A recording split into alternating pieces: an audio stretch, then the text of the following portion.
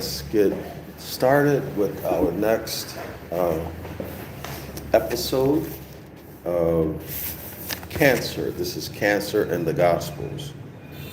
All right, cancer in the Gospels. We completed, let me get this together. Yes, we're on page 105.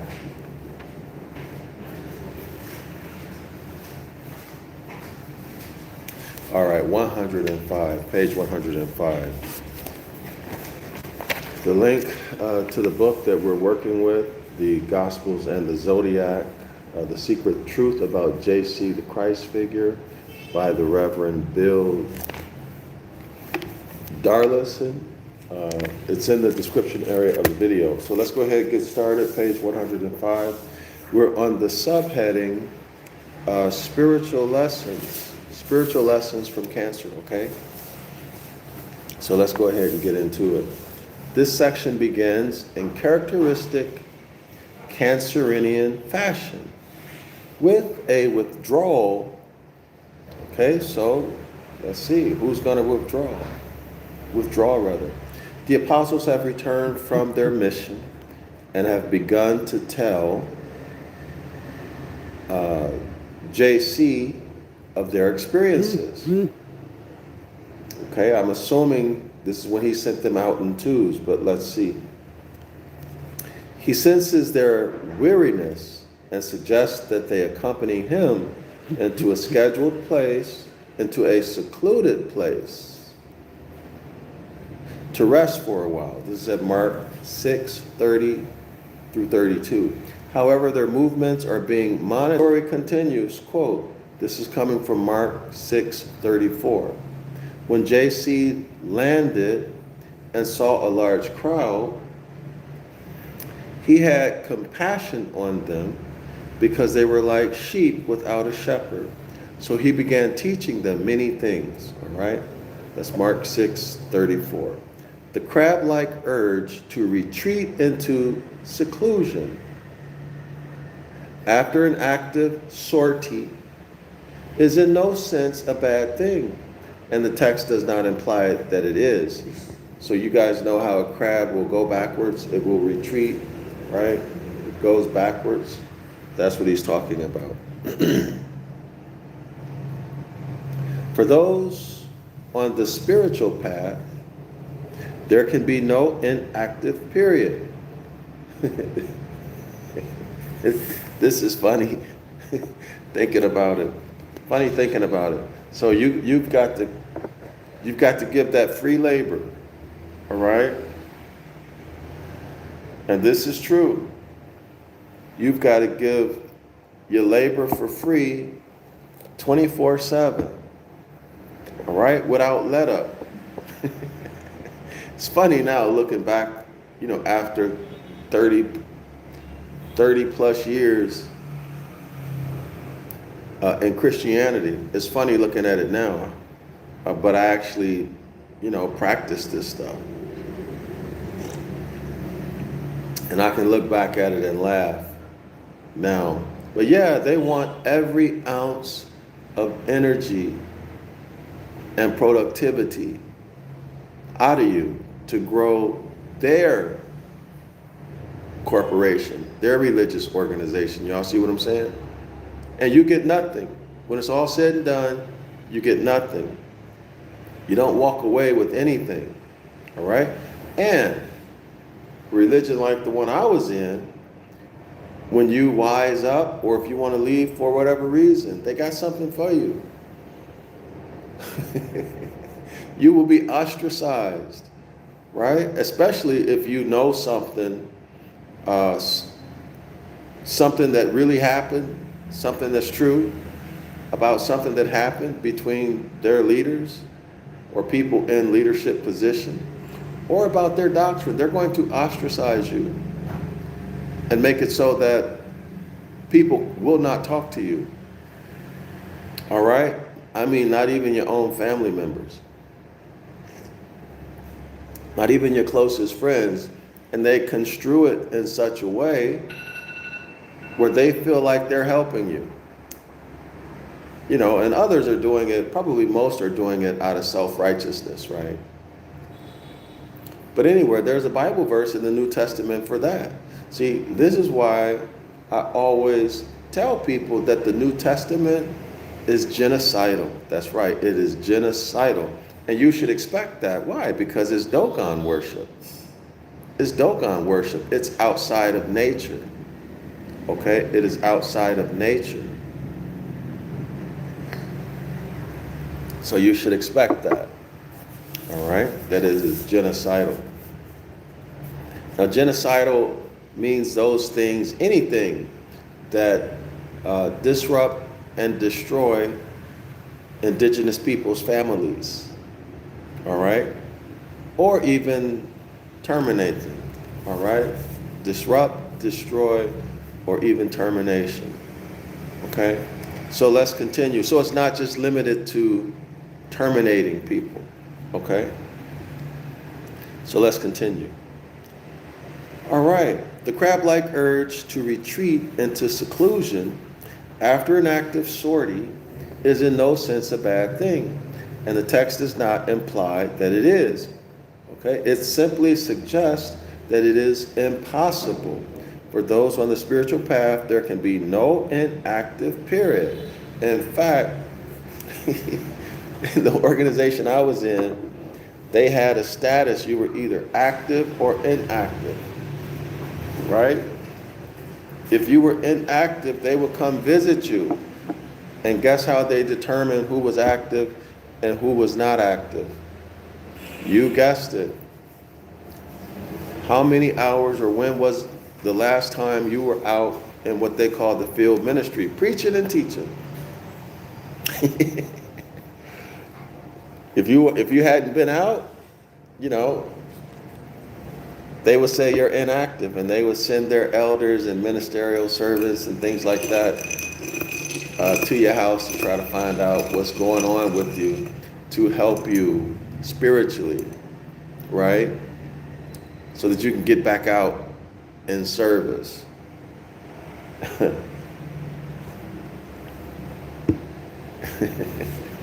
What a hustle. What a hustle. All right, so let's continue. Concern for those in need and compassion for those in distress. So Darrell-El writes, wondering where that donation is. Most definitely. Most definitely. Also, a couple years ago, I heard that they were selling off a bunch of their kingdom halls. This is when the scandal had gotten public about their involvement in child pedophilia and abuse, that they had been hiding it since the 80s. Man, I remember during the 80s when the Catholic Church got busted, how they went in heavy on the Catholic Church. Man, it turns out that they were doing the same thing, but they were hiding it. They just, they were able to hide it longer. And actually, I heard a lot of people during that whole scandal, a lot of people stopped going to the kingdom halls and they started selling their properties. There was some guy on YouTube I saw, he was following a real estate sales, and they had sold all of these properties, right? And you know that the local congregations would actually pay for the building, and they would pay for it, but the headquarters, they got the ownership. What a hustle. Yeah, they got the ownership of the property. They literally invested nothing in it. So when they sold it, they didn't pay, or at least I haven't heard of them contacting people who gave donations, right? Or who paid monthly to help keep the place open. I haven't heard about anybody getting anything in return for that investment or for that donation. They got nothing. Nothing. people who went, what did they used to call it? You would go, like they would do a quick build, like a one weekend or 2 day. I forgot how it was. That's been so long ago.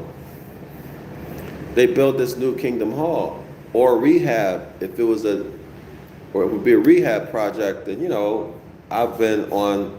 Let's see. Darrell-El writes, "This is the same when the people gave their possessions." That's right.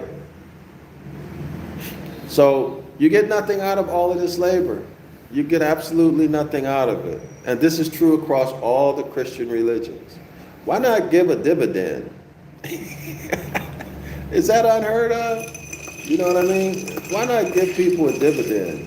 You know the people hurting, but you're going to tell them, go pray some more. While they live large. Okay? All right, so let's continue. Let's continue. All right. This is, Darrell-El writes, during false and of the world prophecies. Okay, I'm not sure if I understood you on that one. Can you clarify that one? All right. This is JC at his most, quote unquote, material. But let me go back. Okay, concern for those in need and comparison for those in distress must take precedence over even legitimate personal requirements. This is JC at his, Darrell-El writes, when they got people to give during false prophecy. Yes. And that's also part of the hustle. These orchestrated events that they brand as being fulfillment of biblical prophecy. This is when donations go up, prayers also increase, give up their worldly possessions, yes. All right, so this is when they really start making money, y'all, because now they can say, okay, here's something that says we are one step closer, right? So if you're going to buy your way out of this, now is the time to do it. Tithing goes up, attendance goes up. Y'all got it? So they got a real nice hustle, and it's all manufactured. It's all orchestrated, manufactured fulfillment of prophecy, and they've been doing it for decades and decades and decades. All right, let's continue. The author continues. For those in need, now you might be in need too. But you need to be focused on somebody else, right? Concern for those in need and compassion for those in distress must take precedence over legitimate personal requirements. Now, I disagree with that because you have to be okay before you can help somebody else, right? And nobody respects you if you're not okay. That's just the way it is. All right? This is JC at his most, quote unquote, material, responding to the needs of others regardless of the cost to himself. See, this is where the huge hypocrisy comes in, because you don't see these religious leaders responding to other people's distress. No, they got all kind of criteria. You have to be a part of them for so long. You got to be in good standing. You got to this, you got to that, right? You got all these things, but yet they want you to do everything, give them all your resources and energy off the nipple, just because of who they say they are, right? Hypocritical. The shepherd who, as John's gospel tells us, will, quote, lay down his life for his sheep, end quote. John chapter 10, verse 11. Now that's some powerful twisted psychology right there. Some powerful twisted psychology. All right, let's say you got just even one youngster. You just got even one youngster. You're supposed to sacrifice who's going to take care of your youngster when you're not here? You understand me? Who's going to take care, or let's say you got a youngster, or even you have a woman, a consort. If you're not here, who's going to take care of her? Right? If you're concerned about everybody else's needs but hers and yours, how's she going to stay with you? What kind of family is that going to be? Right? Unless she's on board with it. Okay? The shepherd who, as John's gospel tells us, will lay down his life for his sheep is an apt expression for the essence of cancer's protectiveness, as it is possible for us to devise. Okay? There was at one time in my life where I would have agreed with that, right? But that is not natural. The most natural, do y'all know at the essence of everything, at the essence of all law, is self-defense, and keep yourself alive. Yes, keep yourself alive. That's the essence of it. Why? Because if you're not alive, well, then nothing else matters. What can you do anyway? So that's the essence of the law, is self-preservation. Okay, self-preservation, food, shelter, clothing, etc., etc., etc., and self-defense. This is why in the Constitution for the United States of North America, you have a right to bear arms, whatever those arms might be, to defend yourself. It's nature. Okay, that's nature. That's nature. But they want to take that from you, right? They want you to call them. They want you to call them 911, right? So that they can come and do what? Save you. Can you imagine that? And many, many people have bought into this. Many people have bought into it. They've made you they've detached you so much from nature that you will not even defend yourself. Many of you will not even defend yourself because you're afraid of what they might do to you, and you've been religified. Okay? You've been religified. Christianity tells you don't defend yourself, right? Such a shame. Such a shame. Let's continue. The shepherd who, as John's gospel tells us, will lay down his sheep for his life. Let's skip that. All right. So JC tells his disciples to give the people something to eat, but making inquiries about available food, they report that they only have 5 loaves and 2 fish. That's a reference to the Piscean age. This is Mark chapter 6, verse 38. JC commands them to have the people sit down on the grass at Mark 6, verse 39. So they sat down in groups of hundreds and fifties, taking the 5 loaves and the 2 fish, and looking up to heaven, he gave thanks and broke the loaves. Then he gave them to his disciples to sit before the people. He also divided the 2 fish among them all. Y'all got that? He divided the 2 fish among them all. The Piscean age and also the Dogon worship, right? The whole world. The whole world. Okay?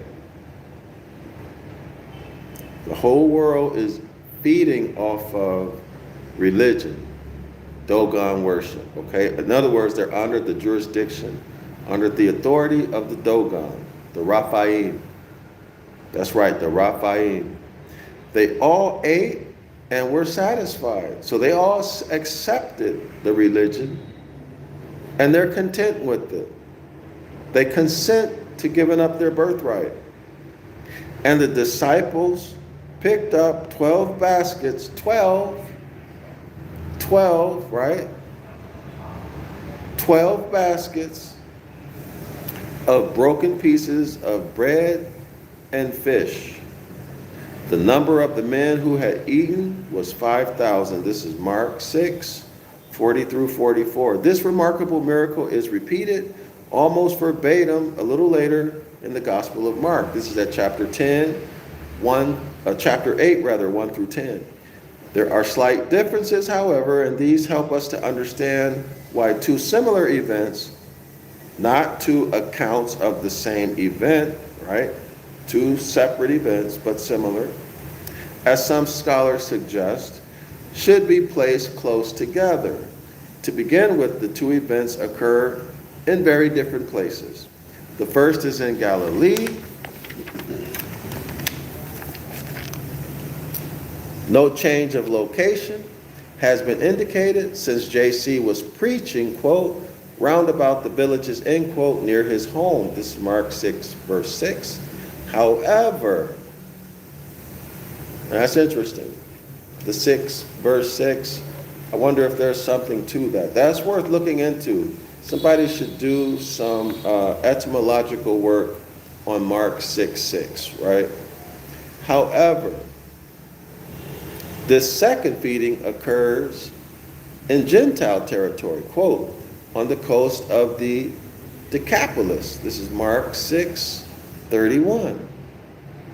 Furthermore, as if to underline that the Jew-Galilee theme is important, Mark uses two different words for quote, unquote, basket in his twin accounts. In the Jewish feeding, he uses the word kophenos, which Abbott Smith informs us means a basket, probably of wicker work, such as were carried by Jews for food.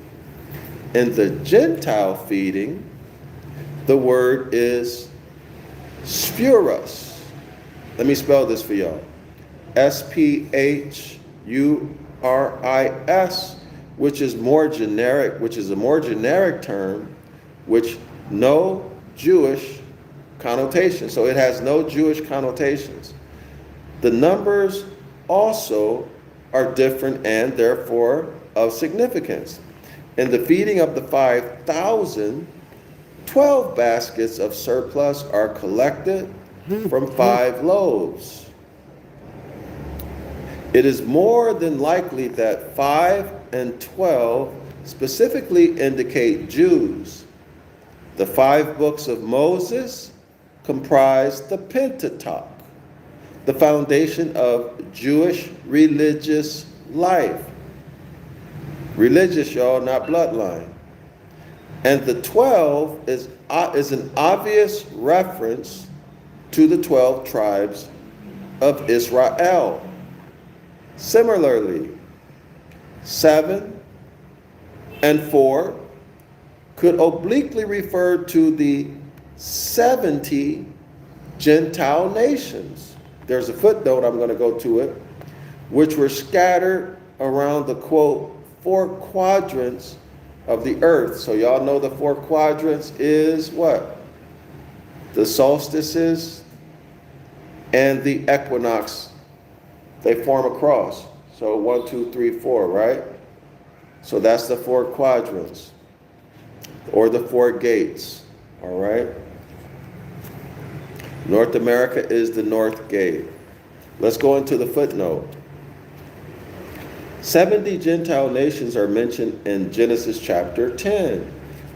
70 people went down into Egypt with Jacob.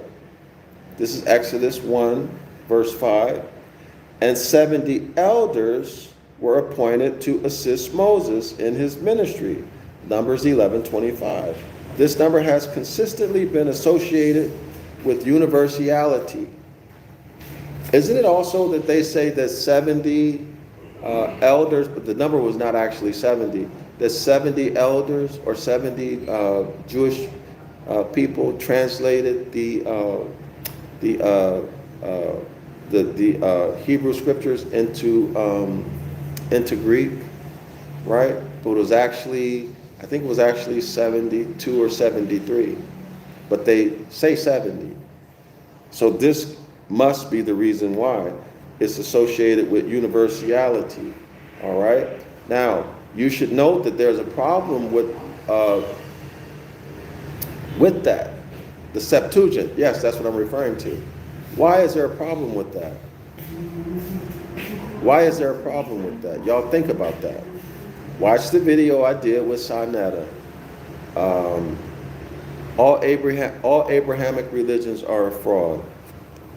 Y'all go back and watch that. So let's continue. It's on the homepage of my YouTube channel. Go back and watch it. Everybody must watch that video. All right, so this number, they're talking about 70, has consistently been associated with universality. According to Ptolemy, the earth was divided into 4 quadrants, each under the influence of an astrological element: earth, fire, air, or water. This is a quotation from Tetrabiblios, pages 129 through 131. Okay, y'all? So did y'all get that? All right. The quote, or this footnote, is on page 106, so y'all go back and take a look at that. So now let's continue. Taken together, the 2 stories are designed to show that compassion has no racial boundaries. Y'all got that? So what is this? This is another attempt at denationalization. This is another attempt at denationalization, which Christianity needs in order to conquest and keep the people under its jurisdiction. Do y'all see that? Do you see it? This is that whole idea of universality, right? Catholicism, the universal religion. That's what Catholicism means. You've got to give up your nationality, your ability to inherit. You've got to consent, knowingly or unknowingly, to being escheated and attained. Yes, this is Christianity. Okay, so now everybody can get in on it. Everybody can join. Do y'all see what's happening here? Everybody can join. Okay, and in doing so, you come under their jurisdiction, and you get what? If you're Genesis chapter 2 more, you get the curses. Why? Why? Because you've abandoned, or you violated, let me put it like that, more people can understand me. You violated Exodus chapter 20, verse 12. You dishonor your ancient foremothers and your forefathers, which is what? You're supposed to follow the commandments. But you gave up the commandments for Christianity, for Dogon worship. Y'all get it? Let me check the time here. All right. So they convince you to give it up. All right. Taken together, the 2 stories are designed to show that compassion has no racial boundaries. No. That's not true. Your pedigree matters. Your nationality matters. It absolutely matters. It determines your status, your ability to inherit and to give an inheritance, your political standing. It matters. But there is no more to them than this. In breaking the bread, JC anticipates the actions he will perform at the Last Supper. Okay, all right. This is Mark chapter 14, verse 22. When JC gives his followers the spiritual food, so you exchange spiritual food for natural law.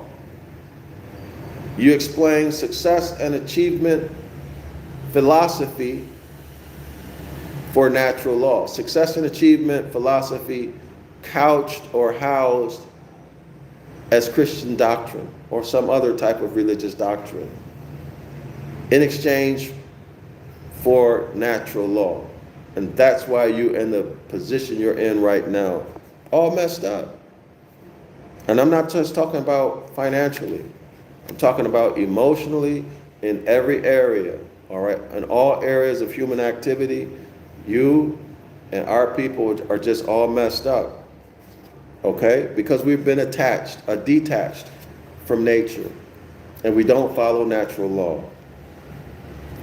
In breaking bread, JC anticipates the actions he will perform at the Last Supper when he gives his followers the spiritual food they will require to sustain them in tribulation. No, you don't need that. All you need to do is live in harmony with nature.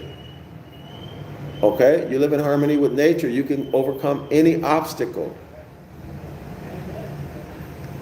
And it's not even hard to think about. Darrell-El writes, the meek shall one day inherit the earth, apparently by simply remaining weak and doing nothing to warrant the inheritance. Absolutely. Absolutely. Absolutely. Wait on somebody to give you something. Or, and that somebody, you're waiting on some deity who's supposed to crack the clouds. Quote from Black Anglo-Saxons. Thank you very much. Yes. All right. This is what external deity worship will get you. It'll get you a bag full of nothing but sorrows. This link gives us a clue to the meaning of these two feeding stories. JC dispenses the spiritual manna. Y'all see that? Nothing physical, nothing natural that can sustain you in terms of nutrition, right? It's spiritual. Give you some spiritual food. But you're still going to be hungry. I tell you what, give me some physical food that's nutritious. I prefer that, right? To all those who wish to receive it. See, again, they acknowledge that it's a personal choice. Nobody is forcing you into this. Now, you may have been born into it. Darrell-El writes, Disneyland when you wish upon a JC. That's right. Most definitely. Most definitely. All right, so you may be born into it, but you do reach an age where you are able to realize that something is wrong with this. At that point, that's when you choose, when you have chosen to stay in it, okay? You're no longer tricked or just indoctrinated. It's a personal choice, okay? And therefore, you have relieved them of much of their karmic debt because you are consciously consenting to it. Y'all got that? You're consciously consenting to it. And this is how they stay in power, or one of the ways that they stay in power. Your consent. If you have a right to contract. So if you consent to it, they didn't do anything wrong. You consent. Okay? So you have a right to contract, and so do they. Darrell-El writes, that is the remark of when you wish upon a star.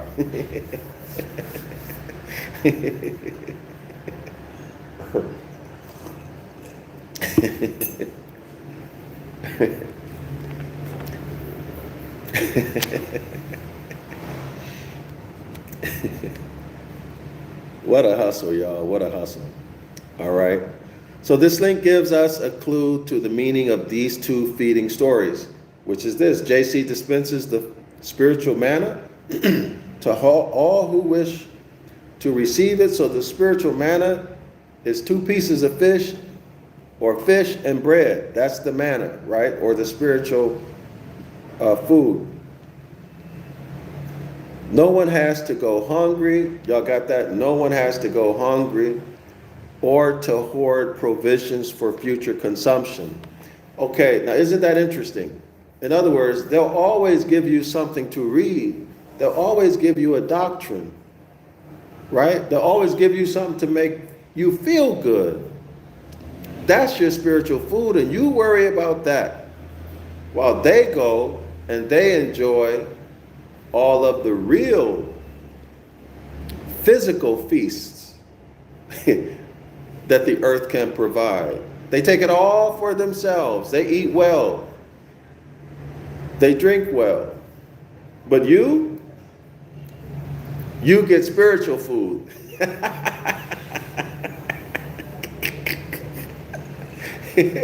And you consented to it. You are well fed spiritually.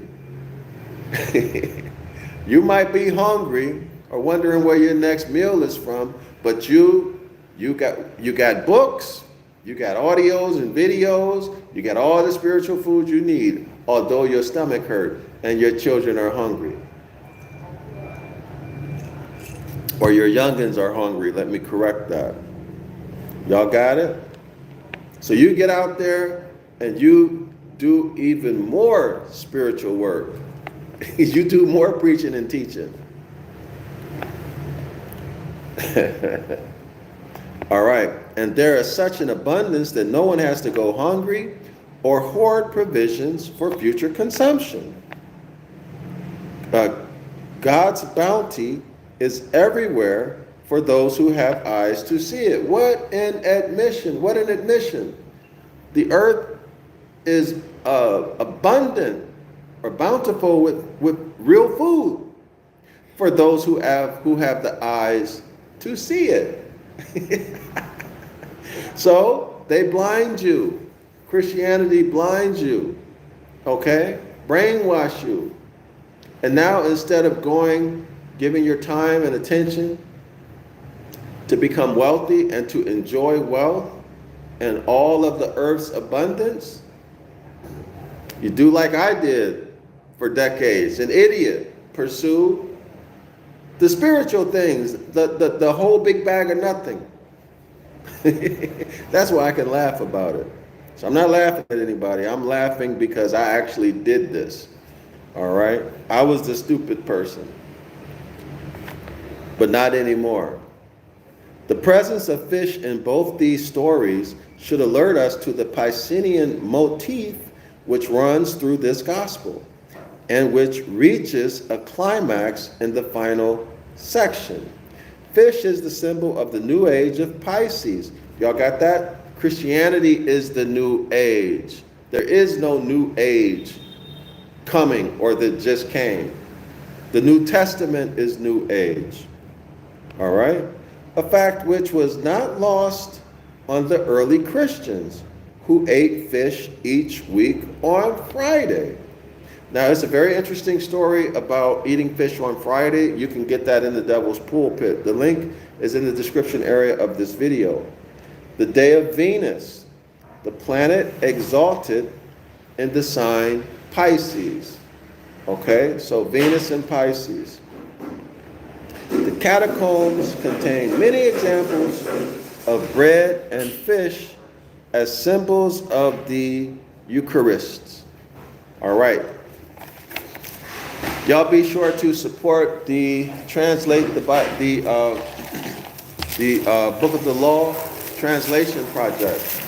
All right. You can send your donation if you're moved from your heart to support this project, to translate the Book of the Law back into Ibaryath and into modern English, to remove all of the lies, deceit, deception, all Jeremiah 8:8 occurrences. If y'all don't know Jeremiah 8:8, go to the Bible Hub, Google search Bible Hub, go to Jeremiah chapter 8, verse 8.